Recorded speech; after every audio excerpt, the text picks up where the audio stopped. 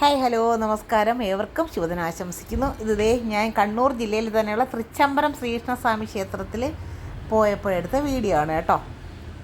ഓരോ ക്ഷേത്രങ്ങളുടെയും ഓരോ separate video ആയിട്ട് ഇടാമെന്ന് ഞാൻ തീരുമാനിച്ചതാണ്. കാരണം അതാകുമ്പോൾ കുറച്ച് മിനിറ്റുകളിലല്ലേ ഉള്ളാവും, ആൾക്കാർക്ക് കാണാനായിട്ട് ബുദ്ധിമുട്ടുണ്ടാവില്ലല്ലോ. ആരും അങ്ങനെ മെനക്കെട്ടിരുന്ന് വലിയ വീഡിയോസൊന്നും, ലോങ് വീഡിയോസ് ആരും അങ്ങനെ കാണാറില്ലല്ലോ. അതുകൊണ്ടിട്ടാണ് ഞാൻ അങ്ങനെ വിചാരിച്ചത് കേട്ടോ.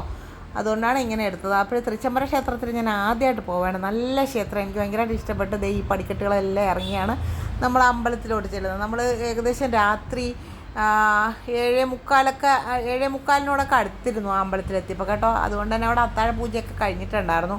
ആ ഒരു അത്താഴ പൂജയുടെ ആ സമയത്ത് നട അടച്ചിരിക്കുന്ന സമയത്താണ് നമ്മളവിടെ ചെല്ലുന്നത്. അതുകൊണ്ട് തന്നെ ഭഗവാനെ സർവ അലങ്കാര വിഭൂഷിതനായിട്ട് കാണാൻ സാധിച്ചു കേട്ടോ.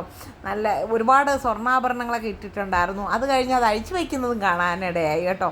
കാരണം രാത്രിയിൽ അതൊക്കെ അഴിച്ചു മാറ്റുന്ന പതിവുണ്ട്. അതിനോട് അടുത്ത് തന്നെയുള്ള ദുർഗാദേവിയുടെ ആ ഒരു ഉപദേവതാ സ്ഥാനമാണ് കണ്ടത് കേട്ടോ. ഭഗവാന്റെ ആ ഒരു ക്ഷേത്രത്തിൽ നന്നായിട്ട് തൊഴുതു, പ്രാർത്ഥിച്ചു, അവിടുന്ന് പ്രസാദമൊക്കെ മേടിച്ചു. അത് വലിയ ബലിക്കല്ലൊക്കെ അവിടുത്തെയാണ് കേട്ടോ.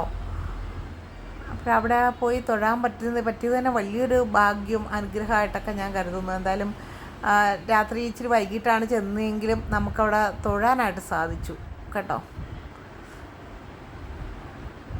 അത് കഴിഞ്ഞ് നമ്മൾ നേരെ പിന്നെ വന്നതെന്ന് പറഞ്ഞാൽ തളിപ്പറമ്പ് രാജരാജേശ്വരി ക്ഷേത്രത്തിലാണ് കേട്ടോ. അവിടെ രാത്രി 8 മണിക്ക് ശേഷമേ സ്ത്രീകളെ ഉള്ളിൽ കയറ്റി തൊഴിയിക്കത്തുള്ളൂ.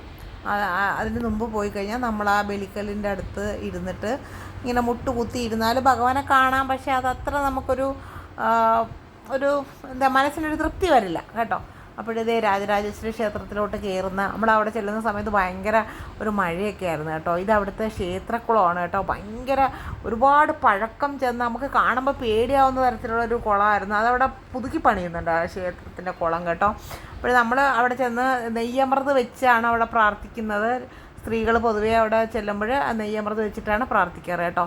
അപ്പോൾ ഞാനും അതുപോലെ തന്നെ നെയ്യമൃതൊക്കെ മേടിച്ചിട്ടാണ്, 5 രൂപയാണ് നെയ്യമൃതിന് കേട്ടോ. അപ്പോൾ അതെല്ലാം മേടിച്ച് വെച്ചാണ് ഭഗവാനെ പ്രാർത്ഥിച്ചത്. രാത്രി ആയതുകൊണ്ട് തന്നെ അവിടെ പ്രദക്ഷിണം, അത്താഴ പൂജയ്ക്ക് ശേഷം പ്രദക്ഷിണം പതിവില്ല എന്ന് അവിടെ ബോർഡ് വെച്ചിട്ടുണ്ടായിരുന്നു. അതുകൊണ്ട് അമ്പലത്തിൻ്റെ ഉള്ളിൽ, ശ്രീകോവിലിൻ്റെ ഉള്ളിലൊന്നും കറങ്ങി തൊഴാനൊന്നും പറ്റിയിട്ടുണ്ടായിരുന്നില്ല കേട്ടോ.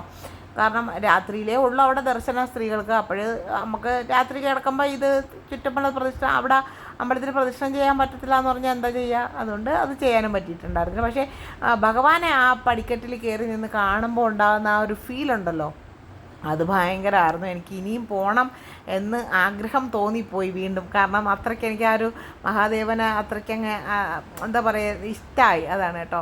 അത് കഴിഞ്ഞ് നമ്മൾ നേരെ ഇന്ത്യൻ കോഫി ഹൗസിൽ വന്ന് എല്ലാവരും കൂടി ഇന്ത്യൻ കോഫി ഹൗസിൽ വന്ന് ഫുഡ് കഴിക്കാനായിട്ടിരിക്കുകയാണ് കേട്ടോ. ഞാനും വീണയും വീണയുടെ അമ്മയും പിന്നെ വീണയുടെ മോളും ഒക്കെ ഉണ്ട് കേട്ടോ. നമ്മളെല്ലാവരും കൂടെ അവിടെ വന്ന് ഇന്ത്യൻ കോഫി ഹൗസിലെ ഫുഡ് നല്ല അടിപൊളി ടേസ്റ്റായിരുന്നു കേട്ടോ. നമ്മളിവിടെ നാട്ടിൽ കിട്ടുന്ന കൂട്ടമുള്ള, ഞാൻ ഇന്ത്യൻ കോഫി ഹൗസ് എന്ന് പറഞ്ഞപ്പോഴേ ഞാൻ വിചാരിച്ചു കുതിര ഫുഡായിരിക്കുന്നു. പക്ഷെ നല്ല ഫുഡായിരുന്നു കേട്ടോ. അപ്പോൾ വീഡിയോ ഇഷ്ടമായി എന്ന് കരുതുന്നു.